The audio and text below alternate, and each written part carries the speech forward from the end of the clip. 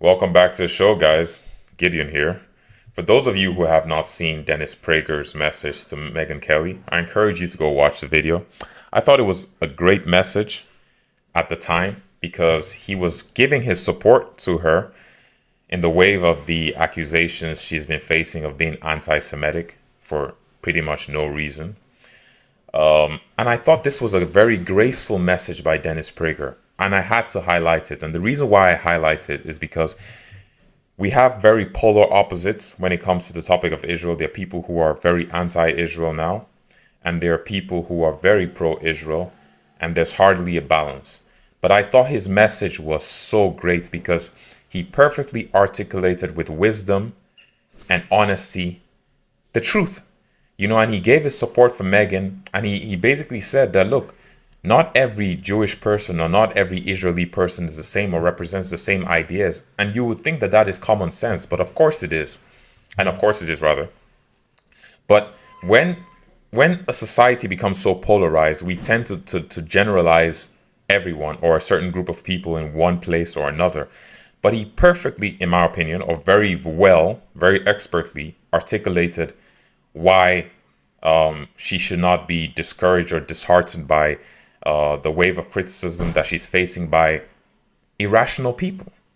And I thought this was very good. And I think it's a very good thing that he did that for the Jewish cause as a whole, so that people don't get this idea that all Jewish people support the same things. There's no group of people that you will find on the earth that are in unison of supporting the same agenda. I mean, hardly ever, man. Hardly ever. So, I mean, they're conservative Jewish people, they're liberal Jewish people, just like they're conservative Americans and conservative English people or conservative Nigerians or liberal Nigerians, whatever it is. I mean, you cannot just lump all people together in one group and say these people are this. It's actually genuinely a dangerous thing to do with anybody, because the moment you identify a group of people as just a thing, you can either love the group unconditionally, or you can hate the group unconditionally, and it tends to be the latter. It tends to be the latter, which is why you see all these headlines sometimes from people who will be like, who tend to emphasize race or ethnicity or nationality. And really the truth is what they are trying to do is, knowingly or unknowingly, they are building up a sentiment of either love or resentment. And like I said, most of the time it is resentment. So anyways, I just wanted to give kudos to Dennis Prager. I thought it was a beautiful message.